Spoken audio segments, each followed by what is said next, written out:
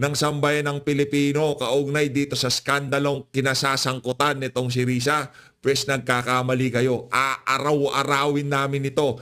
Yung mga hindi pa nakakaalam, sisiguraduhin namin na malalaman nila kung anong mga kabalbalan na pinaggagawa nitong si Risa Hontiveros diyan sa Senado. Sa bagay, sa ayaw sa gusto ni Risa, kailangan niya nang ayusin ang buhay niya. Dahil nasa Senado na itong si Senator Rodante Marcoleta. Dito rin sa video na to, pag-uusapan dyan sa Billionaire News Channel at ang kanilang panauhin, itong si Atty. Trixie Cruz Angeles. Kaugnay pa rin dito sa skandalong kinasasangkutan itong si Risa. Huwag kasi kayong magbayad ng witness kung wala, huwag kayong gumawa ng witness kung walang witness. Yan ang problema dyan eh. Kaya tayo, diskumpiyado tayo doon sa mga sinasabing witness nitong si Boying Remulla na ililipad nila patungong Netherlands, di ba? Diskumpiyado tayo doon eh. Kung si Risa, Senate hearing, nagawa niya yon. Ngayon, talagang diskumpiyado ho tayo kung paano ho kaya, saan ho kaya pinagpupulot ng DOJ yung mga sinasabi nilang witness laban dito kay dating Pangulo Rodrigo Duterte dyan sa The Hague, Netherlands. Pero bago lahat ng yan mga kababayan, gusto ko munang pasalamatan. Mainit-init pa ho ito mga kababayan. Itong si teka lang ho Itong si Ma'am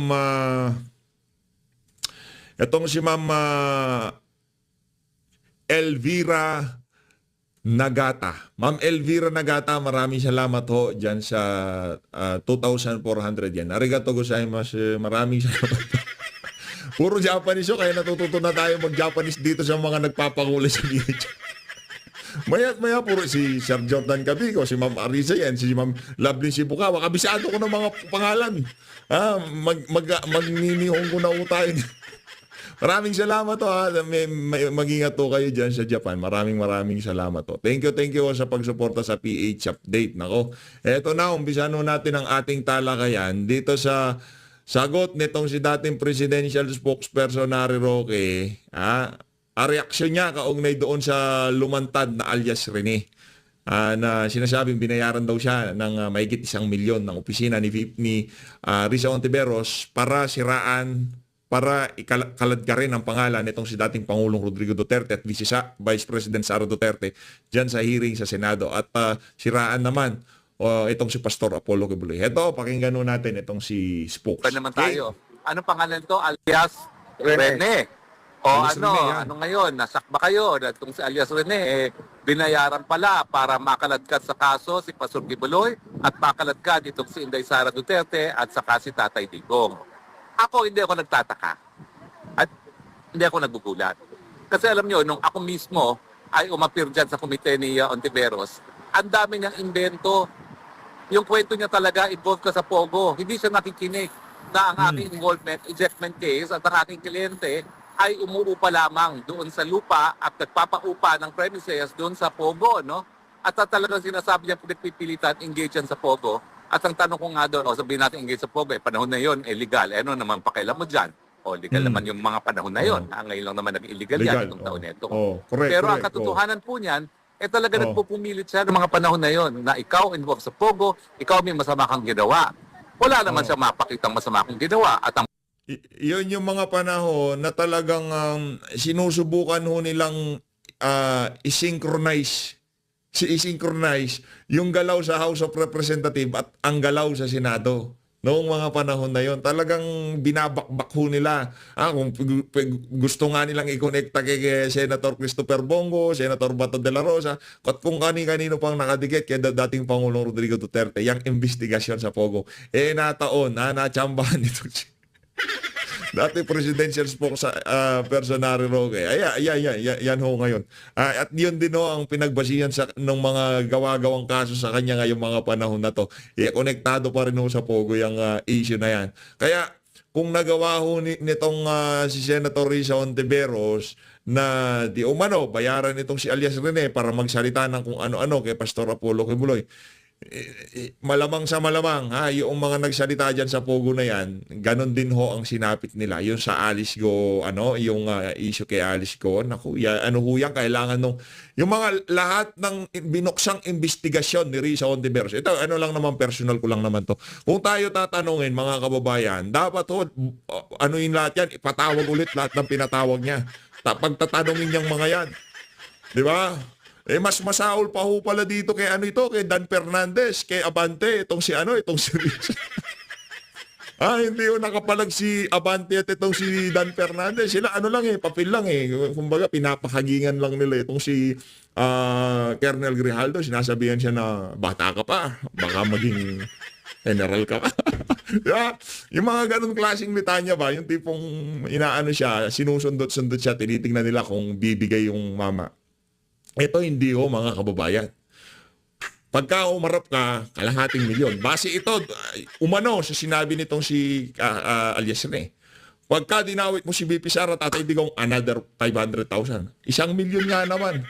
Pambira pagka nga naman tinamaan ka ni Risa Hontiveros. Mga kababayan, at least, kasi marami pa hong bubuksang investigasyon yan. Especially papalapit ng 2028 election. Ngayon kasi mga dilawan at mga pinklawan, kumbaga meron na silang betting process.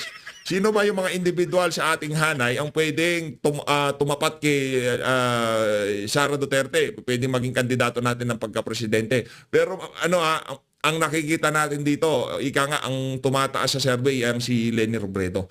Ang pukpukan pa rin ho, ito malinaw na to yung mga loyalista nga at mga talyanista, tabi na kayo, hindi na kayo kasama sa usapan dito.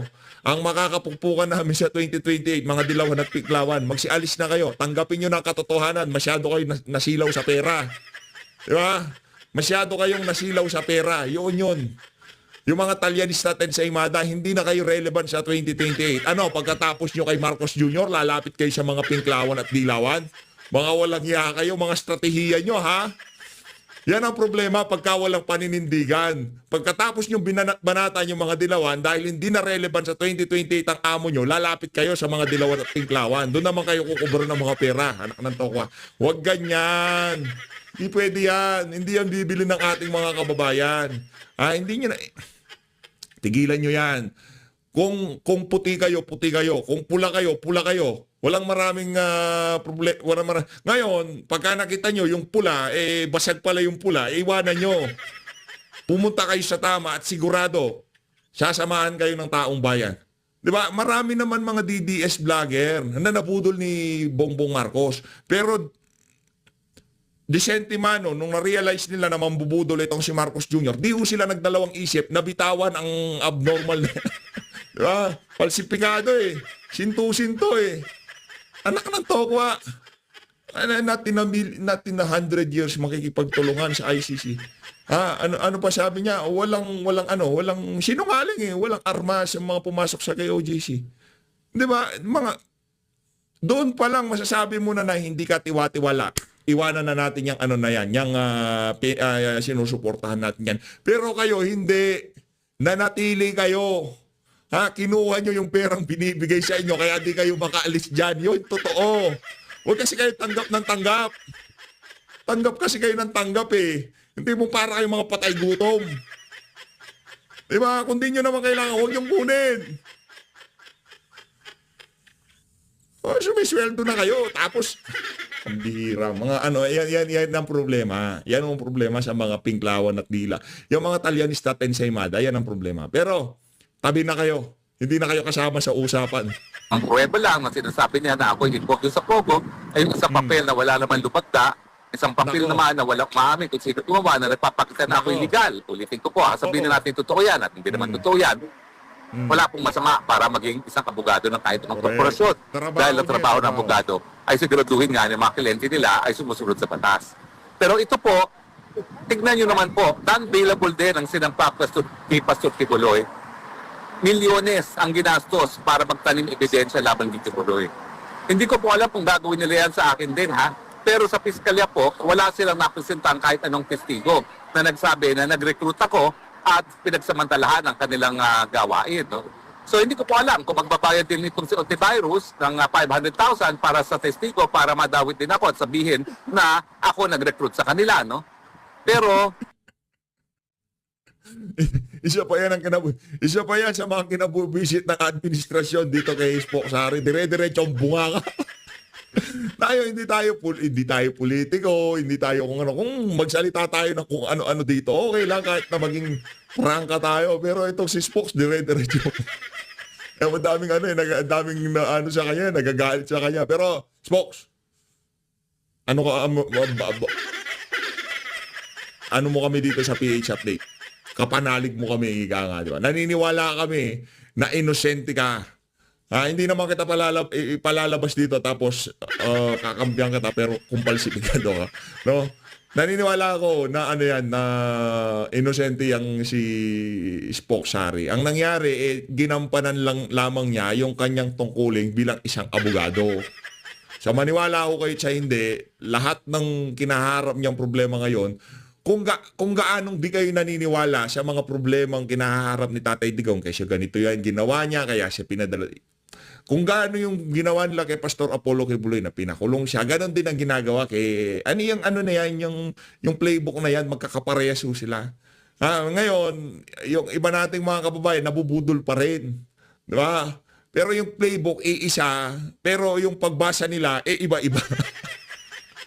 Kung paano natin binasa yung playbook, nabasa yung playbook nung ginawa kay Tatay Digong, ganun din dapat kay Pastor Kibuloy. Dito kay dating Pangulong, kay Attorney Harry Roque. Kasi lahat, itong dalawa na to, kaya nila, ngayon, nandito sila sa punto ng buhay nila na to, dahil sa pagsuporta nila kay dating Pangulong Rodrigo Duterte. Yun lang yung mga kababayan.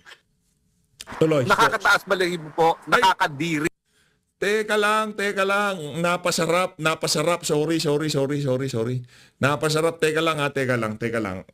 Gusto ko munang i-shoutout. Teka lang. Napasarap pala tayo. Sorry. Gusto ko muna i-shoutout. Hindi kasi natin pinapanood yung entrada nitong sila Kong Marcoleta at nitong sila Sergeant at nitong sila Sir Nelson. Sir Nelson! Saan ba opisina ng Net25? Nang makakapasyal nga tayo isang araw. Sinoutout pala ho tayo. Hindi natin lang. Maraming salamat, sir, ha? Balita ko Dami namang klase ng hopya. yan. PH Update, magpapakape daw po sa ating isang araw eh. Papakape. Pupuntahan na tayo nito at sa ganun ay mapakape ang ating buong palatuntunan, Sen. Yan. Kape lang. Siyempre, Sen, hindi naman pagka nagpunta ako dyan, hindi naman maaari na kapilang bitbitin ko sa inyo.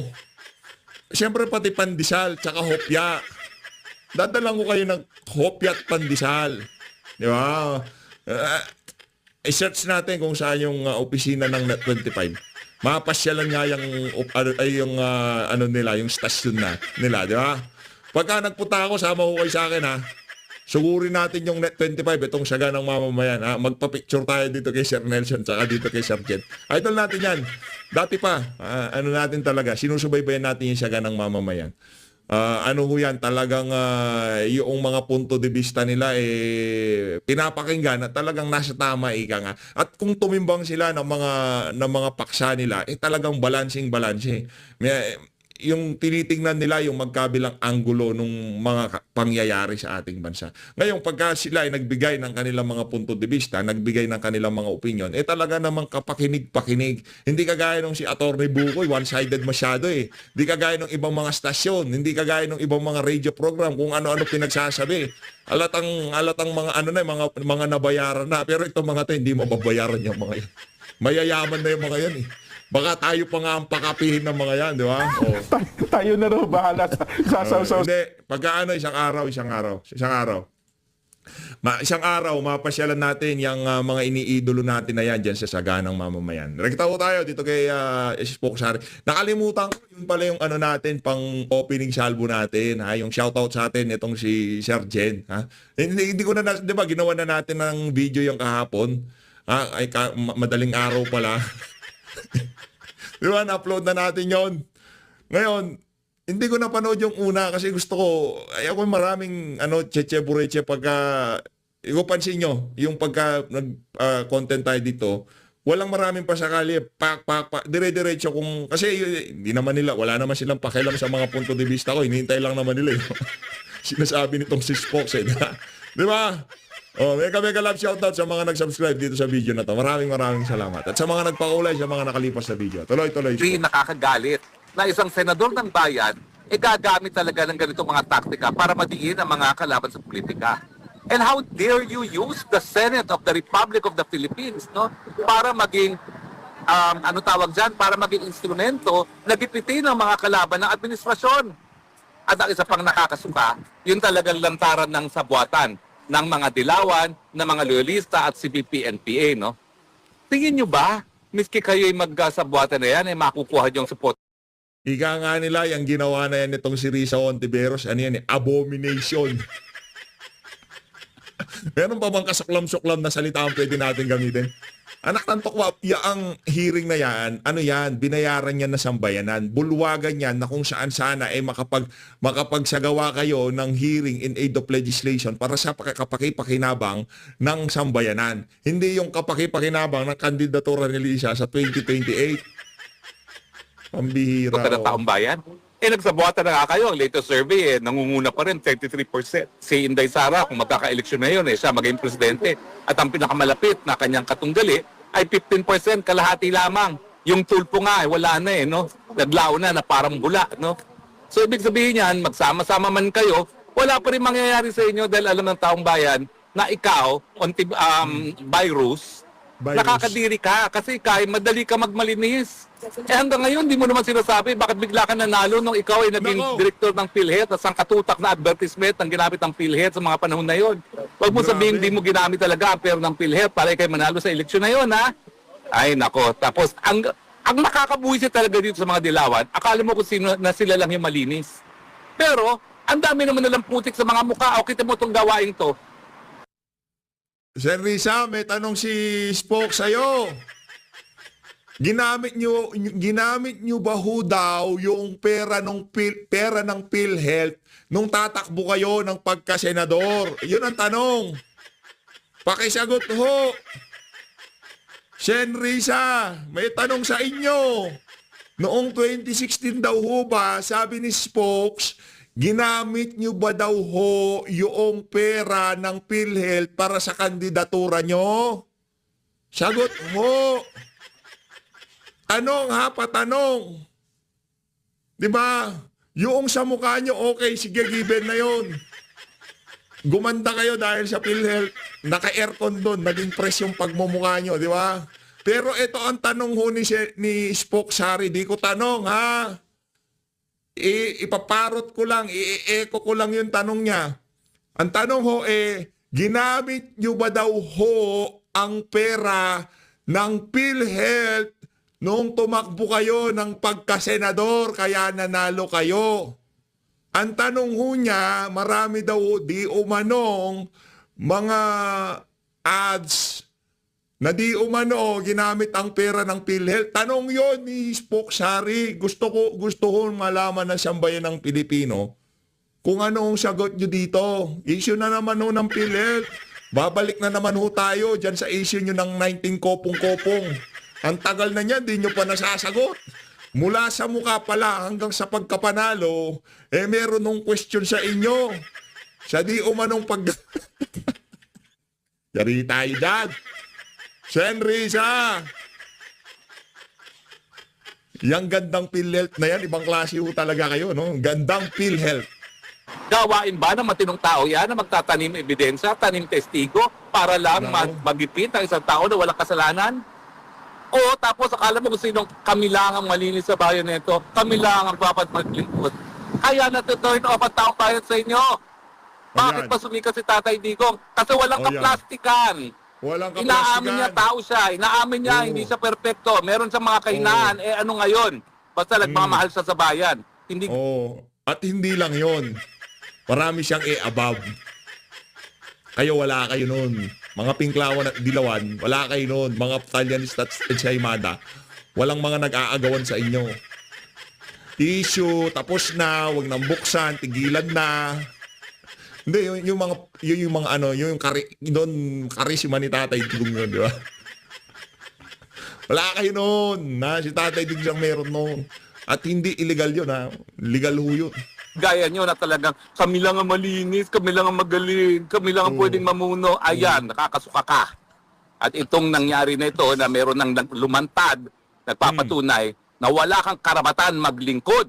Kaya nga nananawagan ako, no, kinakailangan mag-file ng ethics complaint dyan kay Ontivirus na yan. Ang sa ganun, masipa na siya sa Senado. Walang karapatan ang kahit sinong nagtatanim kaso, nagtatanim ebidensya, nagtatanim testigo na manatili sa Senado. Dahil ang Senado in the first place, nagagawa ng batas. No? Pangalawa, yung mga investigasyon na dapat ginagawa niya in aid of legislation at hindi dapat nagtatanim ebidensya laban sa mga kalaban sa politika. Again po lilinawin ko, kayo mga dilawan, as exemplified by Risa Ontiveros, sinusuka kayo kasi kayo mapagpanggap. Yan. Nagmamalinis. Pero nakakadiri naman kayo.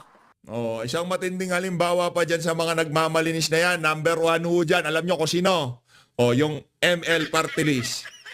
Ano yung mamamayang liberal. Risa, itong si Leila, ito yung aling mahilig sa saba. Nagmamalinis. Si Jonel, pamilyadong lalaki. Yun, illegal yun. Yung iba, yung mga, sinasabi nila, yung mga pinglawan, ay mga dilaw, sabi nila, inaawan niyo si Leila, kesyo ganito, kesyo ganyan.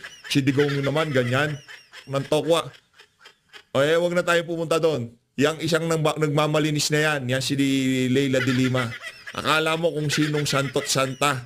Di ba? Meron din siyang problema sa liquidation, sa COA. Meron din siyang, meron din siyang notice of disallowance sa galing COA. Hindi pa nasasagot yon. Mapahanggang sa ngayong mga panahon na to. Tapos, tatayo siyang isang prosecutor dyan sa impeachment trial ni VP Sara. Palakpakan natin ang mga mapagpanggap na dilawan at mga pinklawan. Di ba? Meron din issue sa COA nung naging DOJ secretary siya. Yan si Leila de Lima. Ngayon itong si Risa Ontiveros, akala mo makapagsalita, akala mo kung sino. Meron din naman siyang issue sa ganyan. Pambihira. At yan ang pruweba talaga. How dare you? Imagine everything is one statement, everything is on the basis of good faith na nagsasabi ng totoo, tapos gagastos ka ng milyon-milyon, nabuti sana kung galing sa'yo. Galing din sa gobyerno yan. Just for santo naman. Kaya naman ang lalaki ng mga budget nyo dyan sa Senado, ginagamit nyo pala sa tanim ebidensya at tanim testigo. No? So yan po aking panawagan. Wag po tayong tumigil hanggang ma-expel sa Senado itong Ontivirus neto dahil ang Riza Tanas Ontivirus, yung mga nagtatanim ebidensya, mga nagbabayad to bear false testimony, alam nyo ba, nasa Biblia yan? Tuloy natin yung bawal, diba? Isa yan sa kautusan. Do not bear false witness against your neighbors.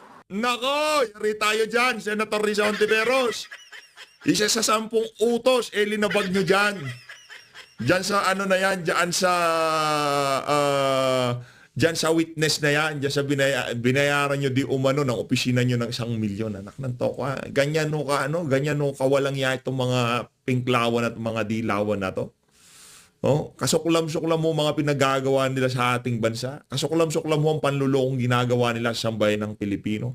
Ngayon, ganito naman kasi yan. Tayo naman mga kababayan, naiintindihan natin yan. Meron silang solid fan base. Yung solid fan base nila, hindi nagsasalita dito sa issue na to dahil alam nila may problema. May issue talaga itong si Senator Risa. Hindi natin makukonbinsyon. Yung mga hardcore yun, mga hardcore. Mga talagang mga pagka ginilitan mo yung balat niya, lalabas na dugo dyan, kulay pink o di naman kaya kulay dilaw. Yan, di na natin makukonbinsyon. Parang kay dating Pangulong Rodrigo Duterte, may mga may mga hardcore supporter kung tawagin, mga DDS. Yan mga mga pinklawan at dilawan, merong hardcore yan. Kumbaga, ang pagsasalita natin na to, yung mga medyo yung mga undecided o kaya di naman kaya yung tipong mga meron lang talaga, literal na meron sa politika sa ating bansa. Dito pinapaliwanag natin kung gaanong hindi dapat pagkatiwalaan itong mga pinklawan at dilawan na to. Lalong-lalo na itong si Risa Ontiveros. Nakita nyo naman yung mga kababayan, hindi lang ito sa hindi lang ito unang pagkakataon na merong lumabas na na witness o nagpatotoo na kasama nitong mga witness na to na di umano tumanggap sila ng pera sa opisina nitong si Senator Risa Hontiveros. Hindi lang ho itong unang pagkakataon. Si Attorney Ferdy Topacio nagsalita na rin ho, sa kanyang paglalahad, sasampa na ng ethics complaint at hinamon niya pa ho itong si Risa Hontiveros, nakasuhan mo ko para mailatag ko itong mga witness na to na di umanong binayaran mo sa korte.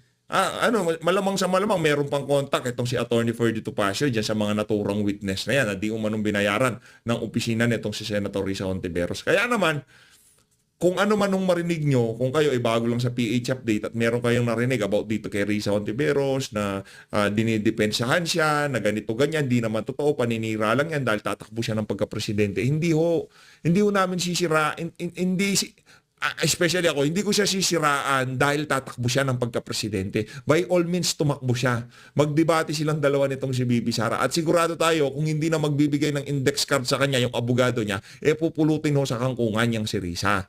Hindi ho tayo natatakot sa kanya. Sa totoo lang, wala akong makakatapat kay Bibi Sara sa 2028. Yan ho ang inyong tandaan, mga kababayan. Huwag ho kayong kabahan. Ang ano lang talaga, ang kicker lang dito, kung sakaling ma-impeach siya. Pero base sa current composition at yung papasok na 20th Congress ng Senado, malabo hong ma-impeach si BP Sara. Baka hindi pa nga mag-umpisa yan, yung gulo na yan, tatapusin na yan itong si Senator Rodante Marcoleta. Kung yung mga dyan, senador, napalusutan nila, nag-convene ng impeachment court, pagdating nitong si Senator Rodante Marcoleta, teka, hindi kami ang nagano niyan, hindi kami nag-umpisa niyan, tatapusin ko na yan. Kung gusto niyo, magbotohan na tayo dito, ang dami natin problema, di ba? Umaasa ho tayo na pagka naging Senate President na yan si Sandante pagpasok ng 28th Congress. Talagang kahit pa paano, ngayon pa lang 2028, ihahanda na natin ang ating bansa para sa tunay na pagbabago sa 2028. Ngayon pa lang 2025, linisin na yung gradas, linisin na yung daan para sa pagpasok nitong si BP Sara, talagang pulido na, yung mga pulisiyang ipapatupad ni BP para baliktarin yung mga kabalbalang ginawa ng kasalukuyang administrasyon. Hindi na siya gaanong mahirapan. Tuloy. Pero sila, pasanta-santa, pagudi-gudi, yung pala, ang iitim ng mga budhi. Di ba? Ano ngayon masasabi nyo? Di ba nakakasuka naman talaga kayo? So, wag po tayong tumigil. Isigaw natin. Sipain. Palabas ng Senado yung antivirus na yan. Ang Risa Tanas, antivirus, walang lugar sa Senado. Risa Tanas. Kala ko rin, magka-rhyme din pala, hindi lang pala huli sa Risa. Patalsigin si Risa, patalsigin.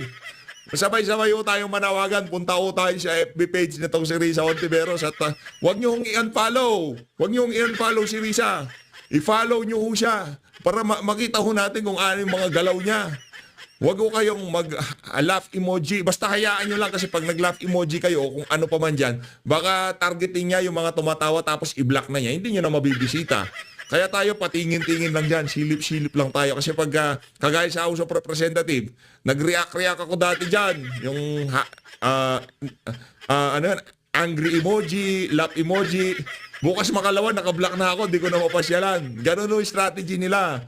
Tinitingnan nila yung mga yung mga bumibisita sa mga page nila, ngayon yung mga tumatawa-tawa, yung mga batas militar yung mga page ng mga yan Wala ko talaga demokrasya diyan. Nating makikita diyan sa House of Representative at diyan sa FB page ng mga official na yan na talagang ayaw ho nila na merong opposition, ayaw ho nila na merong kumukontra sa kanila.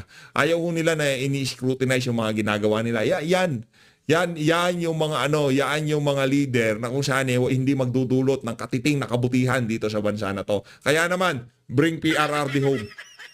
Yun ang ating panawagan dito sa PH Update. Iuwi si Tatay Digong. At kung siya ay nag-aambisyon para sa mas mataas na opisina, ay naku po, dream on. Dahil hindi na makakalimutan ng taong bayan ito na ikaw, binaboy mo ang proseso ng Senado. Gaya ng binaboy mo ang proseso, ng pilit mo kung dinadawit, na wala ka namang ebidensya sa kahit anong krimen. Wala ka naman napatunayan doon. Ang ginagawa mo lang naman, binabasa mo yung script ng COS mo, maski hindi mo naiintindihan. Ang lakas mang-okray nito si Spokes. Yung abogado niya, yung bibig, yung labi ng sobrang nipis. yung taga-abot ng index card sa kanya. Yun si Salamat Kaayo, Mr. Chair. Alam nyo, sa buong speech nitong si Risa, kunyari may tatalumpati siya, lahat po yun sinulat ng abogado niya, yung alin na nakadikit sa kanya. Maya-maya, yung Salamat Kaayo, Madam Chair, Mr. Chair, yun lang ho talaga sinasabi ni Risa. Oh. Sa haba ho ng speech, yun lang ho talaga ang contribution niya. Salamat Kaayo, Madam Chair. Yun lang ho mga kababayan. O, di ba? Sige, tanggalin nyo ng papel yan. Tignan natin kung may masasabi yung antivirus na yan, yung Risatanas na yan. hamunan na to. Tanggalan nyo ng babasahin yan. Tignan natin kung may masasabi yan sa Senado. Wala. Nako! Yan sinasabi natin, nagkakahamunan na. Ano, Risa Ontiveros? Huwag mong palapitin sa'yo yung abogado mong abot ng index card sa'yo. Tignan natin kung makakapagtanong ka ba. Di ba? Isang hearing nga, nagkabistuhan ho. Nadulas ho sila. Yung mali yung nabasa niya. Di ba? Naalala niyo yung mga kababayan. Hanapin ko nga, isama ko sa susunod na video natin. Nabisto ho sila. Yung index card na binigay, iba ho doon sa pinag-uusapan. Halatang ano lang ho, delivery lang ho. Yung utak, wala ho. Yung delivery, siya lang magsasabi, pero yung utak ay nagaling doon sa abogado niyang nasa gilid niya. Buti sana kung magaling yung scriptwriter mo. Hindi naman magaling yun. Kilala ko. Nag-estudyante namin yan sa UP Law, no? Kaya nga mediocre ka. Kasi mediocre. Sabi yung COS. Grabe ka naman sumalansan, Spokes. Isa lang. Pagkatapos ni Risa, ano ibig sabihin? Chief of staff. O, binanatan pa niya.